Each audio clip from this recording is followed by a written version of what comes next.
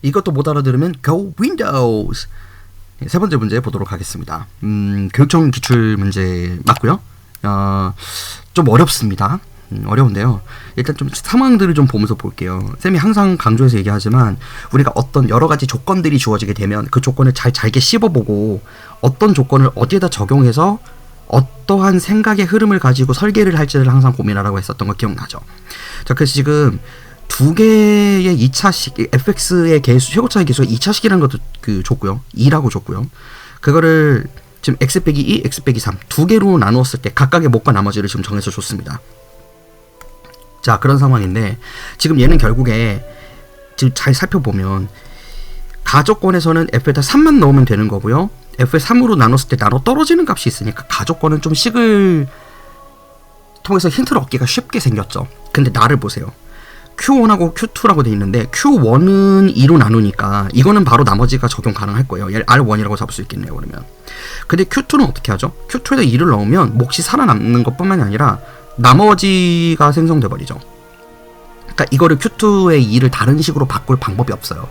그렇다면 얘는 가조건을 가지고 나조건을 적용해서, 그러니까 가조건의 힌트를 나조건에 적용해서 문제를 풀자, 그런 의미인 것 같습니다. 감 잡히죠? 자, 이제 그 플로우대로 한번 설계를 해보도록 할게요. 일단 나조건이래. 가조건 먼저 봅시다. 가조건을 조금 씹어볼게요. 가조건을 좀 뜯어봐야 될 것 같아. 자, 저기 보니까 Q2에다가 2를 대입하라고 되어 있는데요. 그냥 해볼게요. 뭐 방법이 없으니까. 지금 F에다가 그러면 이거를 x 빼기 2로 나눈 거를 1번식이라고 하고 F2 x 빼기 3으로 나눈 거 2번식이라고 가정을 했을 때 2번식에다가 지금 F2를 넣는 상황인 거죠. 그렇게 되면 여기에서 F2번식에다가 F2를 넣게 되면 몫이 이제 x 빼기 2이기 때문에 나누는 식이 디비저가 x 빼기 2죠. 그럼 몫은 이제 마이너스 Q2번식에다가 안에 2를 넣었을 때 값인 거예요. 우리가 원하는 값인 거죠. 플러스 R2가 되겠네. 요렇게 되거든요. 근데 이것만 가지고는 지금 좌변만 우리가 설정을 한 거고요. 이제 F3를 어디다 넣을까 생각해 봐야 돼요. 근데 F3를 넣는 방법은 두 가지가 있을 건데 1번식에다가 F3를 넣으면 어떻게 되죠? 1번식에다가 F3를 넣게 되면 얘는 난데없이 그죠? 지금 Q1에다가 3을 넣은 거랑 같고요. 그리고 플러스 R1이 될 것 같아요. 첫 번째 나머지니까. 그 다음에 2번식에다가 애초에 F3를 넣을 수 있죠. 근데 그렇게 하게 되면 얘는 R2만 남습니다. 어라? 이제 좀 뭔가 보이죠? 그러니까 지금 2번식에다가 F3 R2를 넣었을 때 F3 R2를 넣었을 때 R2라고 했는데 지금 첫 번째 2번식에서2번식의 F 값에다가 3을 넣은 게 아니라 2를 넣었을 때 값을 구했는데요. 여기에 지금 있는 R2가 지금 요거랑 같다는 얘기인 거 아니에요, 결국에? 자, 그렇죠? 그리고 첫 번째 식도 한번 볼게요. 1번식에다가 F2 넣으면 어떻게 돼요? 1번식에 F2를 넣게 되면 R1만 남습니다. 그쵸? 자, 이제 그런 상황인 건데요. 지금 이제 보면 이 가조건에서 줄 때 이 F3하고 Q2가 같다 그랬어요. 이제 요 상황들을 놓고 보면 여기 두 개가 같아요.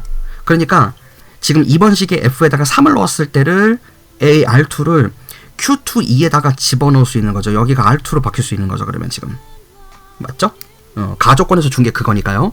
그렇게 되게 되면 지금 이거 이제 두 식을 이제 종합을 해서 보면 F에다가 2를 넣었을 때 F에다가 2를 넣었을 때가 마이너스 R2 더하기 R2 이렇게 바뀌어버려서 여기가 없어져서 있는 0이 돼요.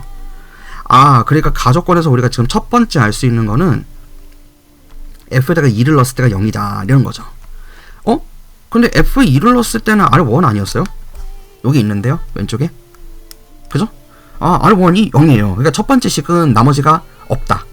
얘는 최고차항 개수가 2면서 x 빼기 2로 나눴을 때 완전히 인수분해된다. 지금 그 얘기를 하는 거죠. 자, 그걸 통해서 우리가 이제 얻을 수 있는 식이라면 첫 번째 그 fx를 이제 문자로 한번 놔둬보면 x제곱 플러스 뭐 ax 플러스 b 이렇게 놔둘 수 있을 것 같습니다. 근데 얘가 최고차항 개수가 2라 그랬으니까 얘를 x 빼기 2로 나눴을 때 그때의 한쪽에 지금 몫을 보게 되면 최고차는 EX고요. 플러스 여기는 상수 보니까 C라고 둘게요. 자, 얘가 결국에 Q1인 거예요, 지금. 근데 이제 나 조건을 그러면은 이대로 가서 이제 한번 적용을 해보겠습니다. 자, 이 정보들을 가지고서 나 조건에다가 한번 적용을 해보죠. 지금 나 조건에서는 Q1에다가 2를 넣었을 때가 R1이라고 우리가 이미 구했어요. 근데 Q1에 2를 넣었을 때가 Q1에 2를 넣은 값이, 잠깐만, Q1에 2를 넣은 값은 우리가 바로 알 수가 없죠. 아, 그건 모르는 상황이죠. 여기는 이게 아까 F나 2인 줄 알고. 얘가 R1이 아니에요. 그러니까 지금 Q1에 2를 넣으면은 첫 번째 식에다가 1번 식에다가 2를 넣어버리면 Q1이 아예 사라져 버리기 때문에 그건 알 수 없고요. 바로 알 수는 없다는 뜻인 거예요. 그러면 결국에 아까 Q1을 갖다가 EX 플러스 C로 잡았잖아. 그러니까 일단 그거에 발맞춰서 우리로서는 Q1을 이제 4 플러스 C 이렇게 두는 게 맞는 것 같습니다. 그러니까 Q1에다가 그 자리에 그대로 2를 넣은 것 뿐이에요. 4 플러스 C를 얻어요. 자, 그럼 Q2에 2가 문제가 될 텐데 얘를 R2로 표현을 할 것이냐. 어쨌든 상수 값인 거잖아요. 근데 이거를 Q2에 2가 R2랑 같다고는 하는데 R2를 바로 얻을 방법이 우리한테 없어요. 그리고 fx는 a하고 b라고 문자로 뒀기 때문에 만약에 R2를 표현을 하고 싶다 그러면은 사실은 f에다가 3을 넣으면 되긴 하거든요. 그죠? 그럼 얘는 3, 3은 9, 9에 18 더하기 3a 더하기 b, 얘가 R2라고는 하지만 나 조건에다가 이 a하고 b 문자까지 동원을 해버리면 문자가 복잡해지고 너무 많아지잖아요. 그렇게 하는 것보다는요, 그러니까 이제 그러니까 Q2의 2가 결국에 R2랑 같다는 건 우리가 알고 있긴 하지만, 이걸 바로 넣는 거는 지금 의미가 없다는 거죠. 문자가 너무 많으니까. 나 조건에서 어쨌든 간결하게 문자를 하나로 줄여야 되는 작업을 해야 될 거 아니에요. 그래서 이제는 조금 우회를 할게요. 여기는 이제부터가 어려워요. 여기까지는 여러분들이 할 수 있거든요. 근데 여기서부터가 진짜 어렵습니다.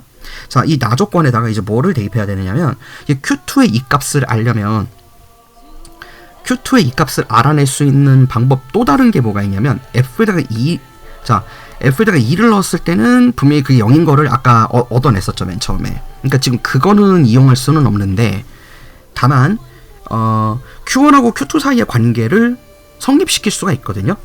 여기 지금 우리가 정보가 워낙 많다 보니까 이게 여러분들 눈에 안 보일 수도 있어요. 여기 두 번째 정보 보면 지금 F에다가 3을 넣은 게 Q1에 3값 넣은 거랑 똑같다 그랬고 R1이라 그랬죠. 근데 얘가 결국에 Q2에다가 2에 넣은 값이라는 것 같다는 건 가조건을 통해서 알고 있어요. 그러면 이 조건이 이렇게 눈에 보여왔을 수 있다는 거예요. 그게 이제 내가 정보를 뭔가를 컨트롤할 때는 그런 걸 조심했었어야 돼요. 지금 나에서 결국에 Q2를 Q1으로 바꾸는 게 이득이다라는 생각이 들어야만 이거를 찾으려고 노력을 할 거 아니에요.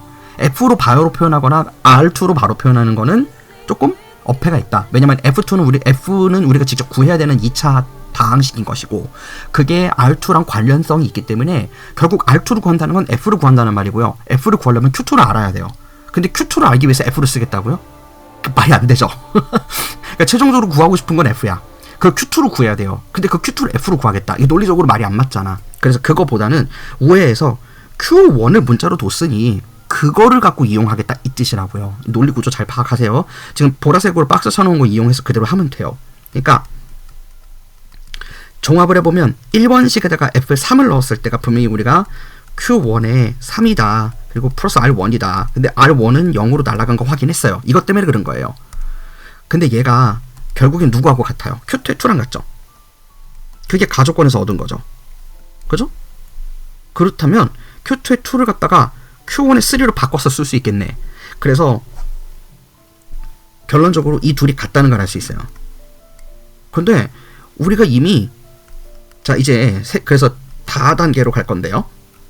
다 조건은 없지만, 자 이제 결론적으로 그래서 우리가 얻은 힌트가 뭐냐면, Q1에다가 3을 얻은 것이 Q2에다가 2를 넣은 거랑 값이 같다. 그러하다면 Q1을 애초에 EX 플러스 C로 잡았으니까요, Q2도 그거랑 똑같이 표현할 수 있겠죠. 그래서 그 값이 어떻게 되겠어요?